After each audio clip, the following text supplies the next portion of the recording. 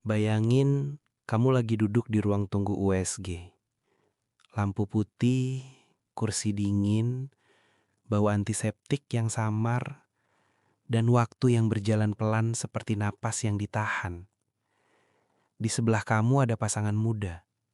Si ibu memegang perutnya, senyum tipis, tapi matanya capek banget. Capek yang gak selalu bisa dijelaskan. Si bapak scroll HP, ketawa kecil, sesekali nyeletuk.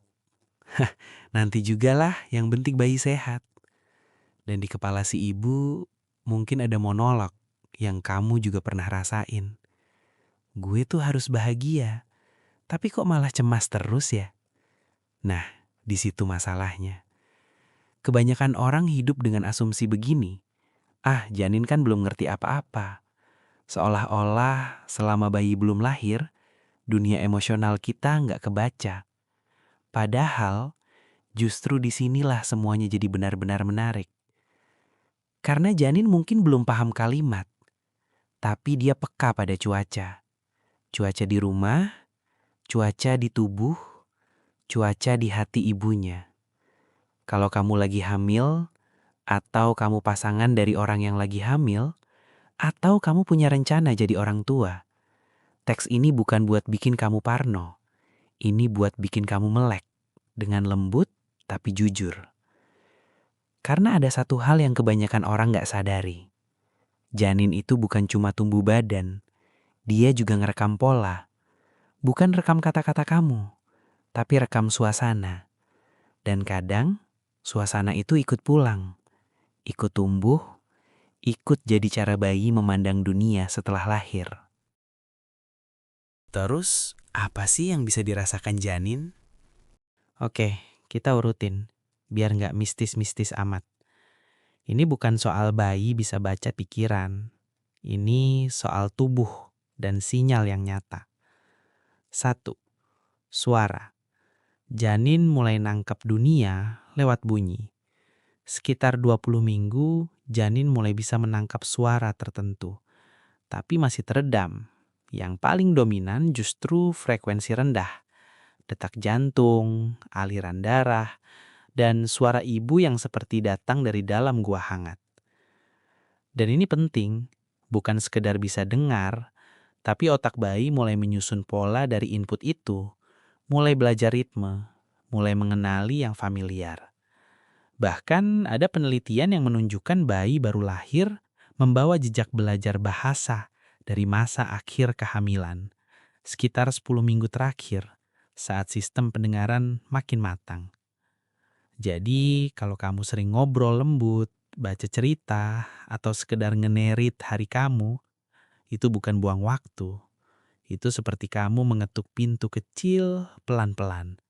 Dek, ini mama, ini dunia, ini kita. 2. Stres. Yang paling kecium bukan omongan, tapi hormon. Nah, ini bagian yang kadang bikin orang gak nyaman. Saat kamu stres berat, tubuhmu bisa meningkatkan hormon stres seperti kortisol. Kortisol bersifat lipofilik, sehingga bisa melewati plasenta dan sering dibahas sebagai jalur utama transfer stres dari ibu ke janin. Tapi tenang, plasenta bukan pintu tanpa kunci. Ada filter bernama 11 beta HSD2 yang mengubah kortisol aktif jadi bentuk lebih tidak aktif. Jadi janin sebagian terlindungi. Masalahnya, filter ini bukan tembok beton. Kalau stresnya kronis, terus-terusan, berkepanjangan, ditahan sendirian, perlindungan itu bisa jadi tidak optimal. Dan efeknya bukan bayi langsung rusak. Jangan pikir hitam putih. Yang lebih akurat, otak bayi belajar. Dunia ini cenderung tegang atau tenang. Seperti radio kecil yang menyesuaikan frekuensi. Kalau hari-hari banyak alarm, ia tumbuh dengan mode siaga. 3. Rasa sakit. Ini pertanyaan yang sensitif dan sering bikin orang khawatir. Secara ilmiah, organisasi medis besar misalnya ACOG menyatakan kapasitas janin untuk merasakan nyeri tidak ada setidaknya setelah 24 sampai 25 minggu. Jadi kalau kamu nggak sengaja ketiduran miring atau kaget pintu kebanting, itu bukan berarti bayi kesakitan. Yang lebih konsisten dibaca janin adalah ketegangan yang menetap, napas yang pendek, otot yang kaku, tubuh yang terus berjaga. Sekarang mungkin kamu kepikiran, jadi kalau ibu stres, anaknya pasti bermasalah. Enggak, tapi resikonya bisa naik, dan ada pola yang bisa diukur. Misalnya, meta-analisis dari banyak studi longitudinal menemukan hubungan antara distres psikologis selama hamil, cemas, depresi, stres, dan perilaku eksternalisasi pada anak, impulsif, agresif, sulit mengatur diri. Efeknya kecil tapi konsisten. American Psychological Association. Ada juga meta-analisis lain yang menemukan hubungan lemah negatif antara stres atau kecemasan prenatal dengan perkembangan intelektual umum pada anak usia dini. Lagi-lagi, kecil, tapi ada. OUP Academic. Analoginya gini, kalau otak bayi itu sistem operasi, masa kehamilan itu fase install setting dasar.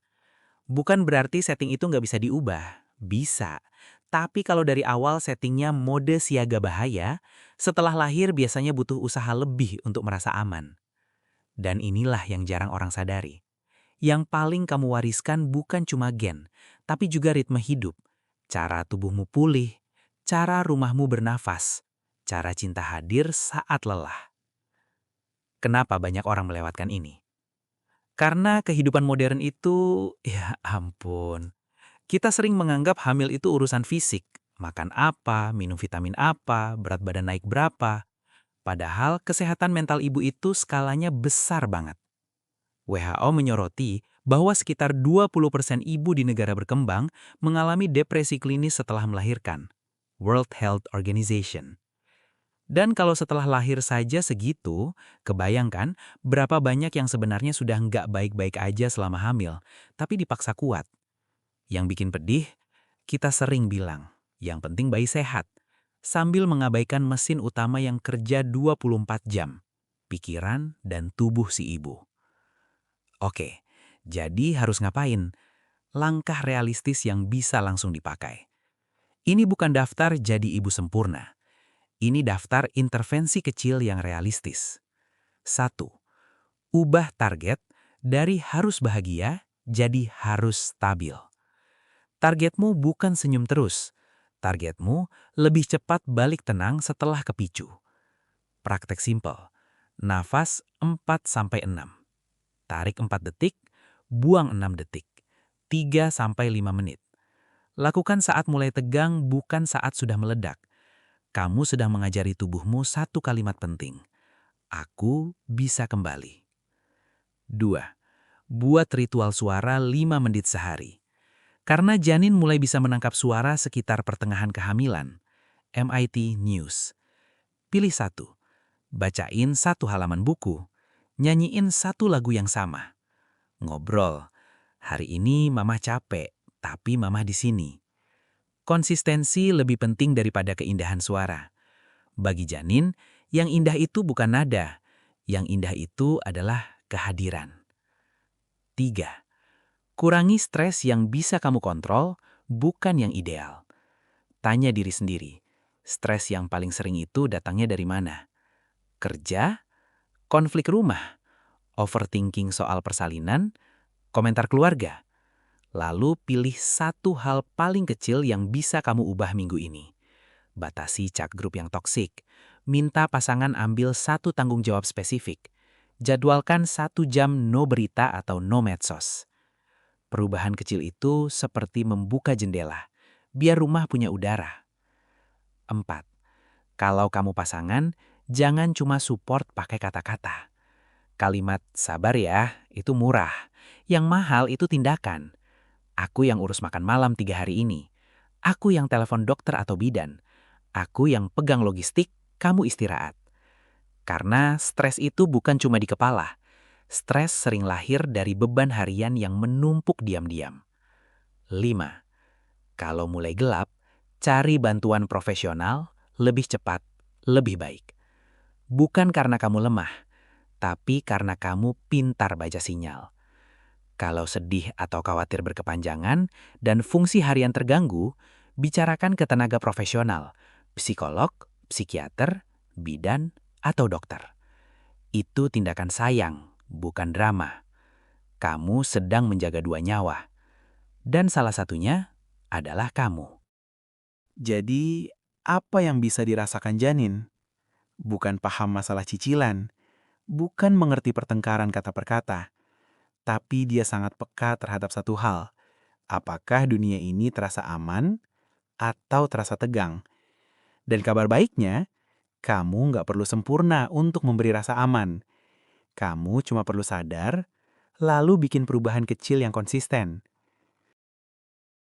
Kalau kamu merasa ini kepakai, tulis di komentar, aku mau mulai dari titik-titik-titik. Misalnya, nafas 4 ke 6, ritual suara, batasin stres, dan share ke pasangan atau teman yang lagi hamil. Karena kadang, satu orang yang jadi lebih sadar bisa mengubah suasana satu rumah.